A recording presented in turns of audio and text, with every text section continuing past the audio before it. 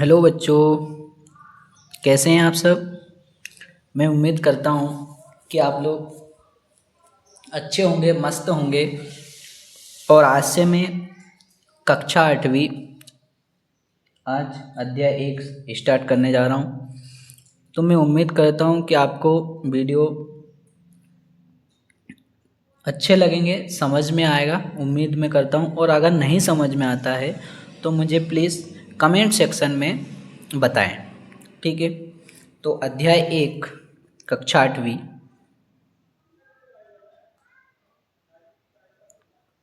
अध्याय 1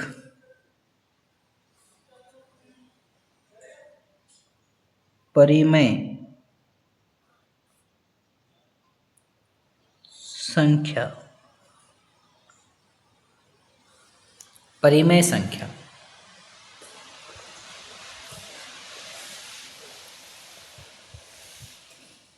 प्रश्नवाली चालू करने से पहले मैं आपको बता दूं कि परिमेय संख्या होता क्या है।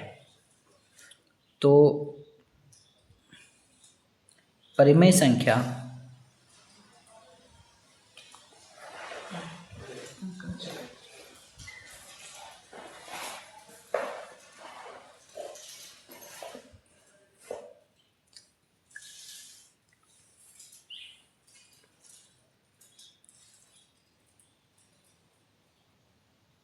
परिमेय संख्या परिमेय संख्या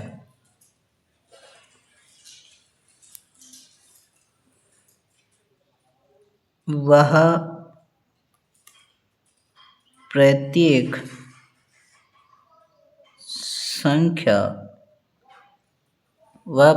संख्या जिसे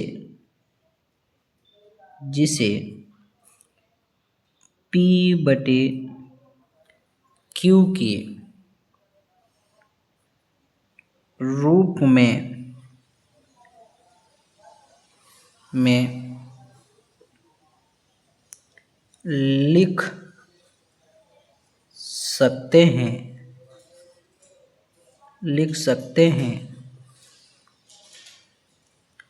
लिख सकते हैं जहाँ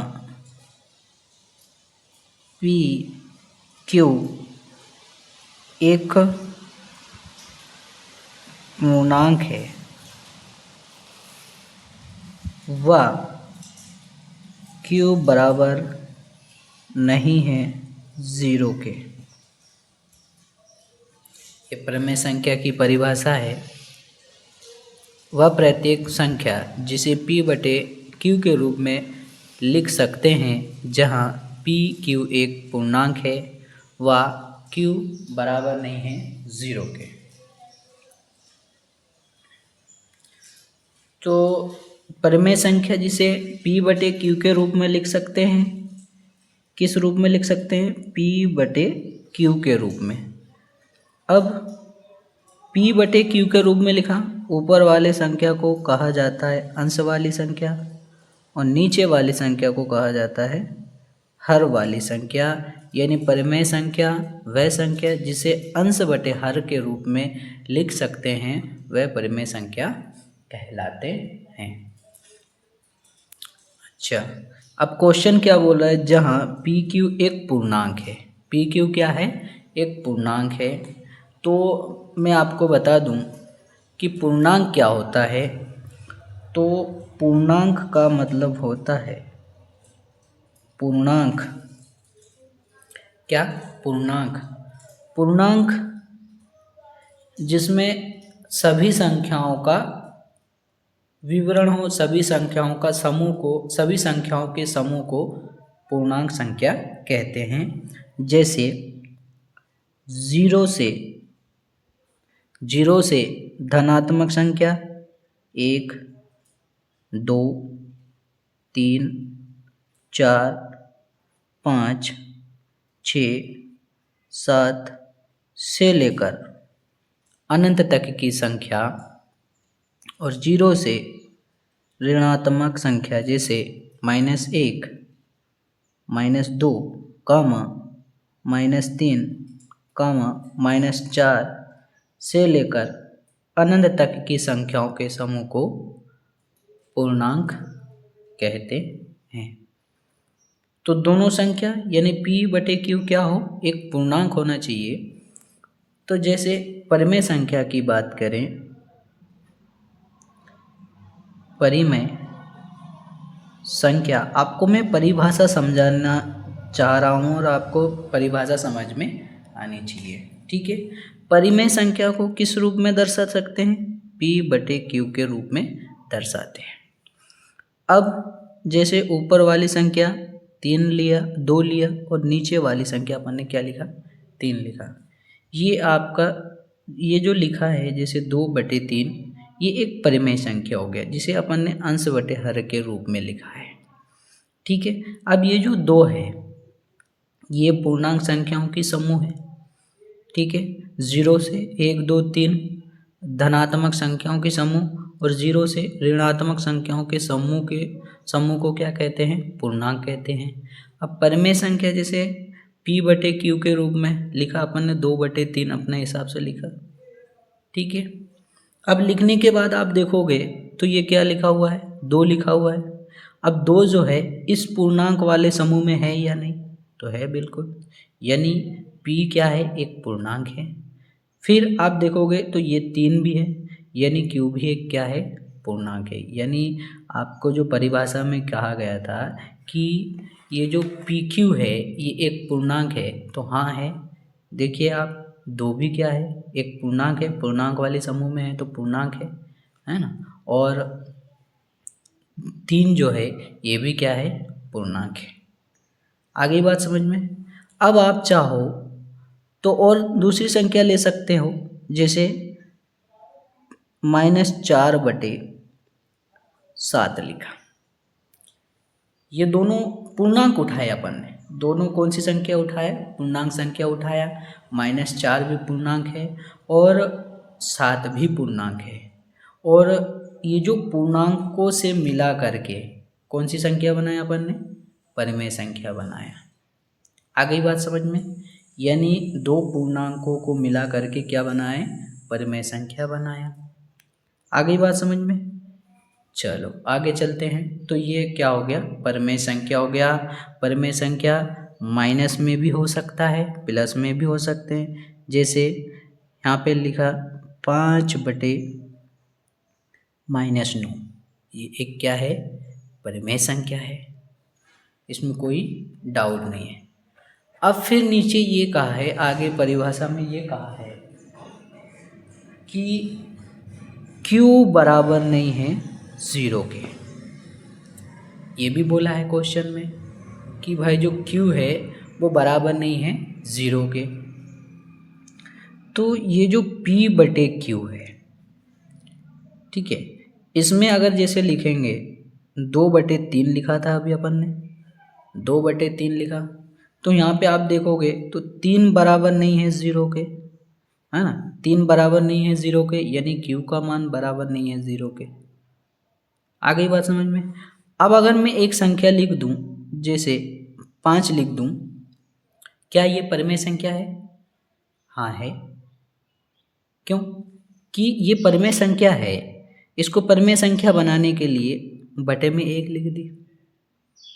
क्या संख्या के मान में कोई परिवर्तन हो रहा है, नहीं हो रहा है, यानी संख्या के जो मान है, यानी इसको हल करने पर आंसर तो 5 ही आएगा ना, है ना। तो ये 5 के बटे में 1 लिखा, ये बन गई परिमेय संख्या। लेकिन इसके मान में कोई परिवर्तन हुआ, नहीं हुआ। 5/1 लिखा, 5/1 का मतलब भी 5 ही होता है। तो ये परिमेय संख्या है। अब देखिए, अब अगर आपको कोई बोल दे कि भाई 7 है, क्या ये परिमेय संख्या है, तो आप बोलोगे हाँ। तो बोलने के बाद आपको अगर कोई लिखने के लिए बोलेंगे तो आप 1 ही लिखोगे, ना कि आप 0 लिखोगे बटे में, है ना। तो यानी p का मान जो है p का मान जो है वो कभी भी ज़ीरो नहीं हो सकता। आपके मन में भी नहीं विचार आएगा कि भाई अगर कोई आपको परिमेय संख्या बनाने के लिए बोल दें, जैसे ये 3 है, इसको परिमेय संख्या, इस 3 को परिमेय संख्या बनाइए, तो आप बनाने की कोशिश बिल्कुल करेंगे और इसके बटे में 1 लिखोगे, है ना, बना देंगे। 1 लिखने पर आपकी जो आपने जो चाहा है, आपको बनाना था जो संख्या, वो आपने बना दी, परिमेय संख्या बनाना था आपने बना दी, और इसके मान में भी कोई परिवर्तन नहीं आया, है ना। तो इसलिए किसी भी संख्या के बटे में आप 1 लिख सकते हो, कभी 0 नहीं लिखते, यानी q का मान कभी 0 नहीं हो सकता। q के मान को आप कभी 0 बनाने की कोशिश नहीं करते, इसलिए परिमेय संख्या में हमेशा q का मान 0 के बराबर नहीं हो सकता। और अगर आप 0 के बराबर लिखोगे, यानी इसके बटे में अगर 0 लिखोगे, तो इसके मान में बिल्कुल परिवर्तन हो जाएगा। आ गई बात समझ में। तो इसलिए किसी भी संख्या को, किसी भी पूर्णांक को अगर आप परिमेय संख्या बनाते हैं, जैसे 11 है ना, इन संख्याओं को आप परिमेय संख्या बनाना चाहोगे तो आप इसके बटे में 1 लिखोगे, परिमेय संख्या भी बन गई और इसके मान में कोई परिवर्तन भी नहीं हुआ, कोई परिवर्तन भी नहीं आया। आ गई बात समझ में। तो परिमेय संख्या किसे कहेंगे? वह संख्या जिसे p बटे q के रूप में लिख सकते हैं तथा p और q दोनों क्या है? पूर्णांक है। q का मान कभी भी 0 नहीं हो सकता। तो आपको 0 नहीं हो सकता, इसके बारे में आपको बता भी चुका हूँ कि क्यों नहीं हो सकता 0, है ना। आगे बात समझ में। अगर आप बटे में 0 लिख देंगे तो मान में परिवर्तन हो जाएगा, और किसी भी संख्या के बटे में अगर आप 1 लिखोगे तो कोई मान में परिवर्तन नहीं आएगा। आगे बात समझ में। तो ठीक है, यहीं अपने वीडियो को समाप्त करते हैं। अगर आपको वीडियो समझ में आया हो तो प्लीज़ कमेंट सेक्शन में बताइए और अधिक से अधिक लोग छात्रों के साथ शेयर कीजिए, है ना। Okay okay, bye bye, tata, फिर मिलते हैं अगली वीडियो में। चलो, जय हिंद मेरे प्रिय छात्र छात्राओं। आज प्रश्नावली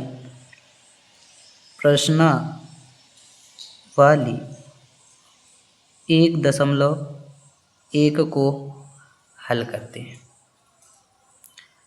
प्रश्नावली 1 में क्वेश्चन नंबर 1 में दिया है कि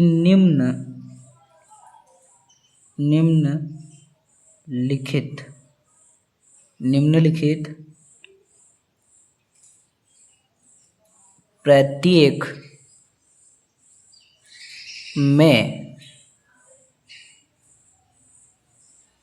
गुणन के अंतर्गत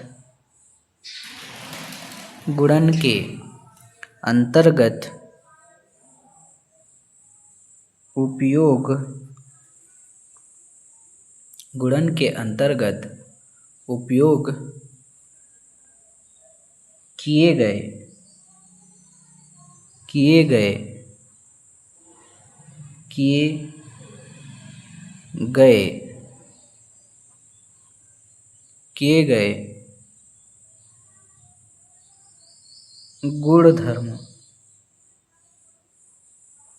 गुणधर्म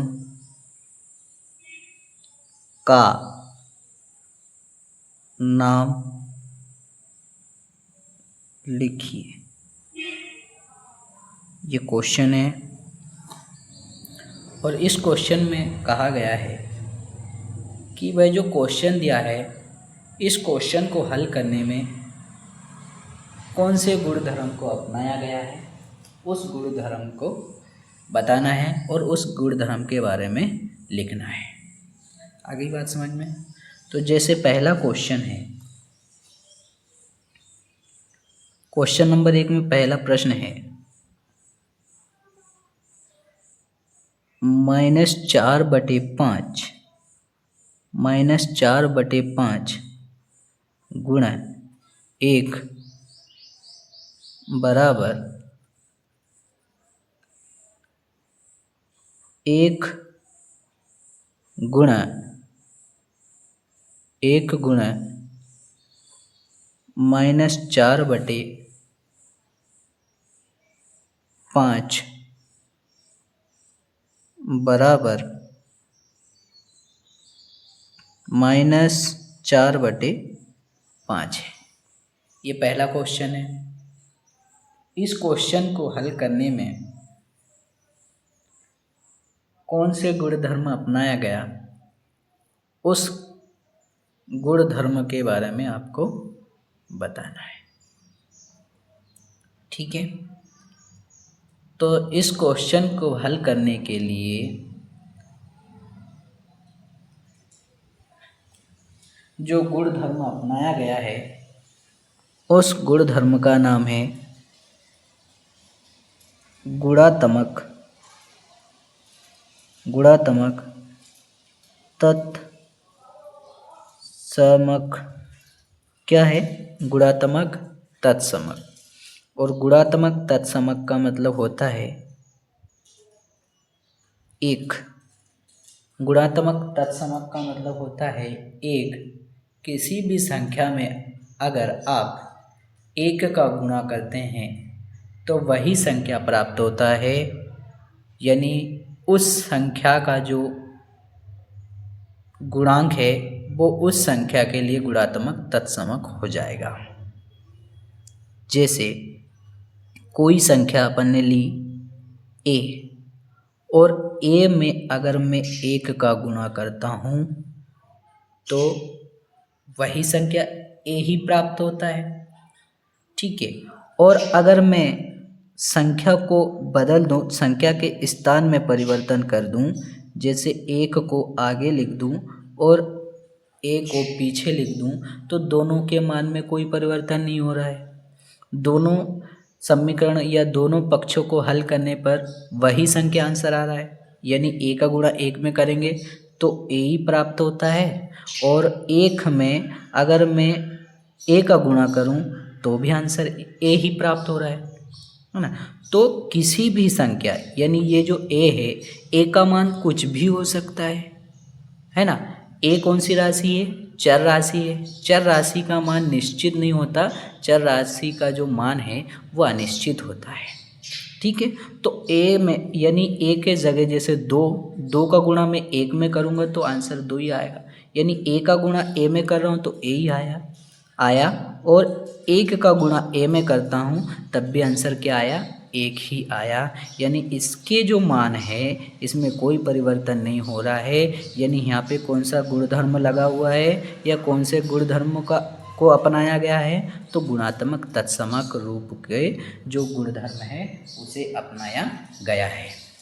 देखिए, जैसे अब यहाँ पे a है, a का मान क्या है? -/5 है।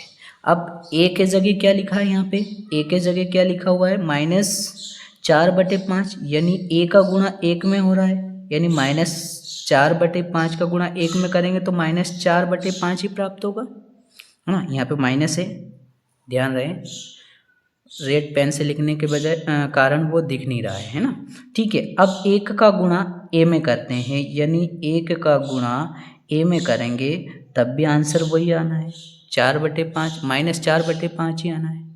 यानी 1 का गुणा किसी भी संख्या के साथ करोगे तो आंसर वही संख्या प्राप्त होता है, और जब भी किसी संख्या में 1 का गुणा हो तो वहाँ पे कौन सा गुणधर्म अपना लेते हैं, वहाँ कौन सा गुणधर्म प्रयोग हो रहा है? गुणात्मक तत्समक का प्रयोग हो रहा है। यानी यहाँ पे जो आंसर है वो आंसर क्या हो जाएगा अपना, कि यहाँ पे कौन सा गुणधर्म अपनाया गया है? तो गुणात्मक तत्समक रूप अपनाया गया है। गुणात्मक तत्समक रूप का यहाँ पे प्रयोग हो रहा है। बस यही आपका आंसर है।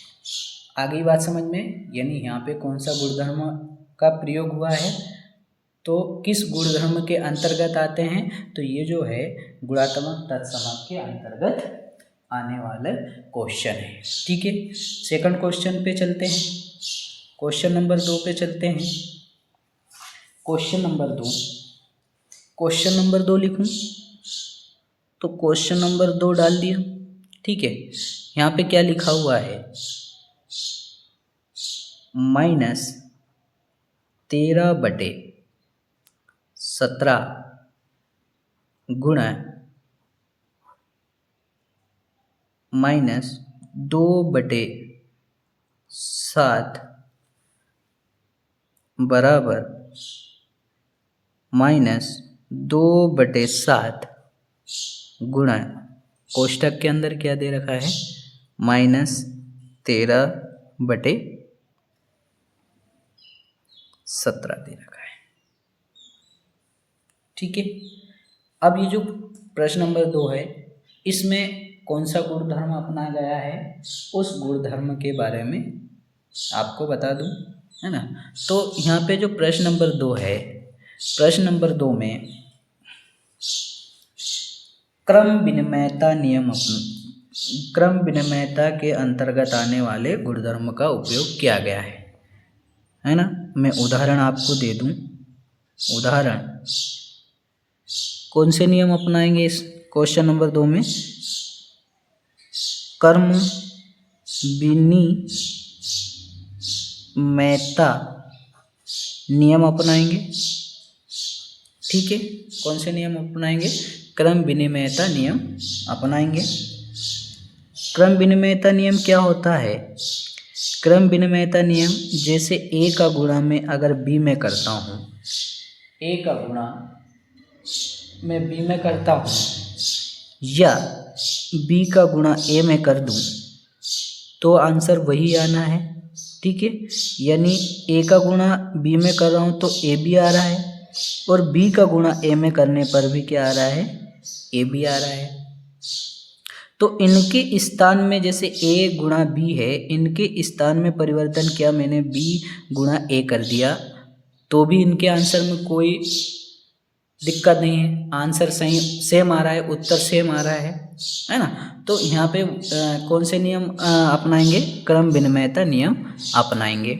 ठीक है, अब देखिए ये -13/17 गुणा कोष्टक के अंदर -2/7, देखिए ये सेम संख्या दिख रहा है, यहाँ पे -13/17 है, यहाँ पे भी -13/17 है, यानी ये ए है तो ये भी क्या है, ए है, और अगर ये बी है तो ये क्या है, बी है। इन दोनों के बीच में बराबर का चिन्ह है और मल्टीपल का चिन्ह है ना। तो ये ए बी लिखूं तो भी आंसर वही आएगा, या बी ए लिखूं तो भी आंसर सेम आ रहा है। यानी यहाँ पे कौन से गुणधर्म अपनाया गया है, क्रम विनिमयता नियम अपनाया गया है। ठीक है, आगे चलते हैं। आप चाहो तो हल कर सकते हैं, माइनस का गुणा माइनस में करेंगे तो आंसर प्लस में जाएगा, है ना। माइनस का गुणा, है ना, मैं हमेशा बच्चों को क्लास में बताते रहता हूँ, तो आपको भी बता दूँ कि अगर जैसे चिन्हों में जैसे माइनस का गुणा माइनस में करते हैं तो आंसर प्लस आएगा। ठीक है, और प्लस का गुणा जब माइनस में करेंगे तो आंसर माइनस आएगा। ठीक है, और प्लस का गुणा प्लस में करेंगे तो आंसर प्लस होगा, और माइनस का गुणा प्लस में करने पर आंसर क्या हो जाएगा, माइनस होगा। आ गई बात समझ में। तो यहाँ पे कौन सा नियम, यहाँ पे कौन सा गुणधर्म अपना रहे हैं, ये क्वेश्चन कौन सा गुणधर्म का उपयोग हो रहा है, यहाँ पे क्रम विनिमयता नियम के गुणधर्म यहाँ पे अपना रहे हैं, क्वेश्चन नंबर 2। ठीक है, तो यहाँ पे आंसर क्या हो जाएगा, आंसर क्या हो जाएगा, आंसर बराबर हो जाएगा क्रम विनिमयता गुण। कौन सा गुण यहाँ पे लागू हुआ है, क्रम विनिमयता गुण लागू हुआ है। ठीक है, आगे चलते हैं। Question number 3।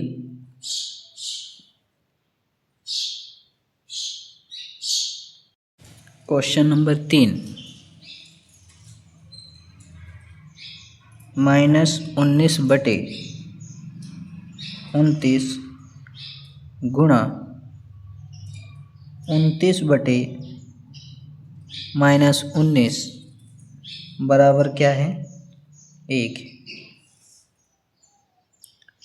इन दोनों संख्याओं को हल करने पर जैसे -19 से -19 एक बार में चला गया, 29 से 29 कट गया, मतलब सब एक एक बार में कट जाते हैं। तो इन दोनों को हल करने पर आंसर क्या होना आ रहा है, 1 आ रहा है।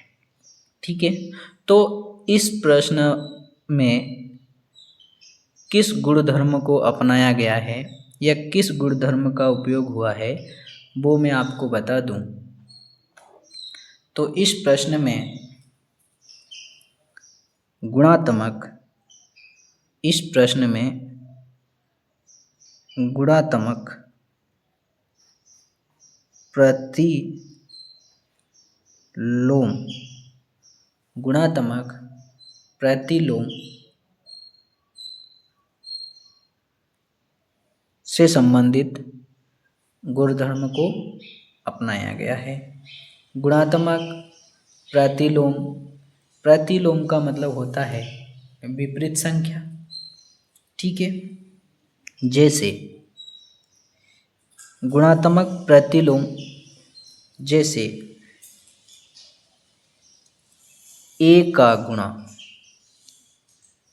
a का गुणा इसके प्रतिलोम, इसके विपरीत संख्या से करेंगे तो a का विपरीत क्या हो जाएगा, उल्टा क्या हो जाएगा, 1/1 a हो जाएगा।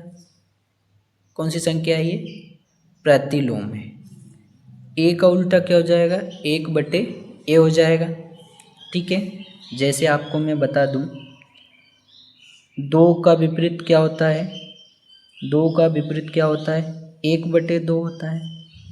ठीक है, और जैसे 3/4, 3/4 का विपरीत क्या होता है, 4/3 होता है।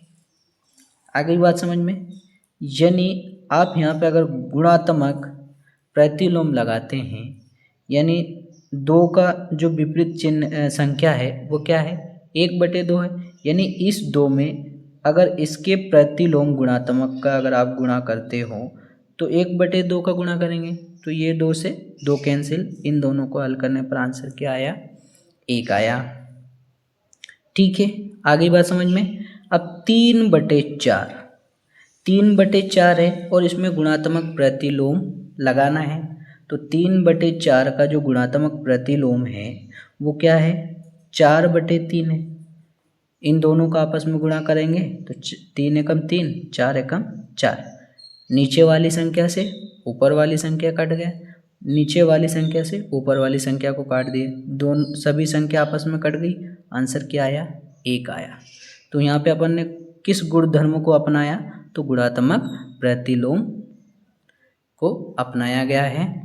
ठीक है, यानी a का गुणात्मक प्रतिलोम क्या हो जाएगा, 1/a हो जाएगा, यानी इसका जो मान है वो क्या हो जाएगा, 1 हो जाएगा। तो इस क्वेश्चन में किस गुणधर्म को अपनाया गया, तो आंसर है कि इस क्वेश्चन को हल करने में गुणात्मक प्रतिलोम गुणधर्म को अपनाया गया। बस यही आंसर है। ठीक है, क्वेश्चन नंबर 2, बताइए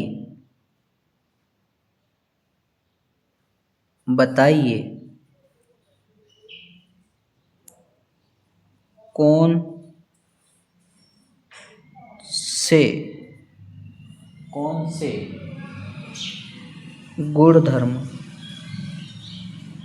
से गुणधर्म की सहायता, कौन से गुणधर्म की सहायता से आप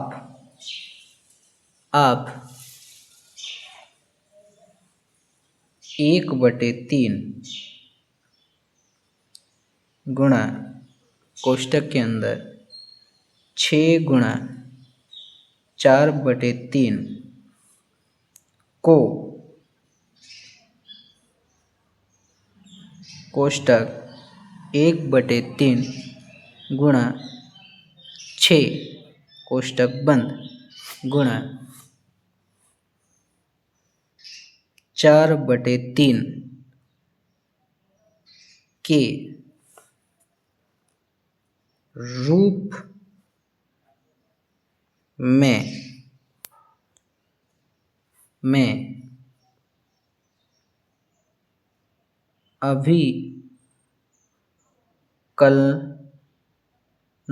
अभिकलन करते हैं।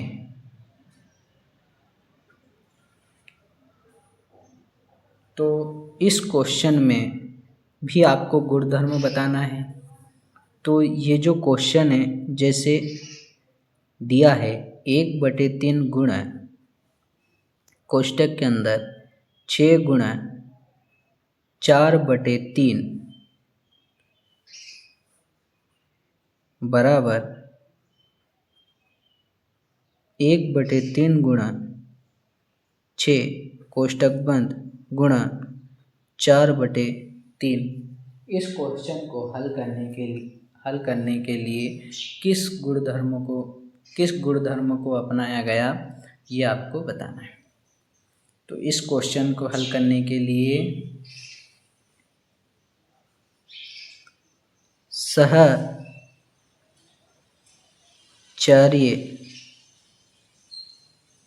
सहचार्य नियम अपनाया गया। सहचार्य नियम का मतलब ये है कि ए गुणा बी गुणा सी है। ये तीन संख्या है, ठीक है। ए गुणा बी गुणा सी ये तीनों संख्या हैं, आपस में इनके मान भी बराबर होंगे, ठीक है। तो अब सहचार्य नियम ये बोलते हैं कि भाई ये संख्या आपको थोड़ा कठिन है और ये दो संख्या सरल है, तो पहले आप ये दो संख्याओं का आपस में गुणा कीजिए, है ना। और कभी क्या होता है कि ये सरल है, मतलब ए और बी दोनों सरल है और सी थोड़ा कठिन है, तो पहले इन दोनों को हल कर लेंगे। तो सहचार्य नियम में क्या बोल रहा है कि भाई जो संख्या आपको इजी लगे पहले उन संख्याओं को आप हल कीजिए और बाद में जो कठिन संख्या है उसका आप बाद में हल करें। जैसे 3 गुणा 4 गुणा 5 लिखा हुआ है ना, और इधर क्या लिख दिया मैंने 3 गुणा 4 गुणा 5 लिखा। बच्चों अगर आपको वीडियो कहीं से कहीं तक अगर समझ में नहीं आता हो तो आप प्लीज़ कमेंट सेक्शन में मुझे ज़रूर बताएं ताकि मैं आपको अच्छे से पढ़ा सकूं और आप घर बैठे पढ़ सकें, ठीक है।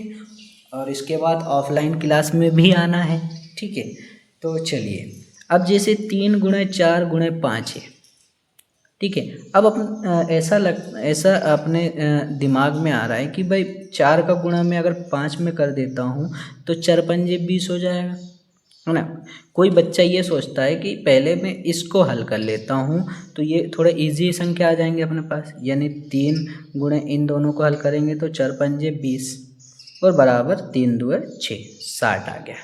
लेकिन कोई बच्चा उस चीज़ पे मतलब उस संख्याओं पे फोकस नहीं करते, वो डायरेक्ट आगे से गुणा करना चालू कर देंगे। तो ये हो जाएगा 4 तिया 12 गुणा 5 बराबर 12 पंजे 60।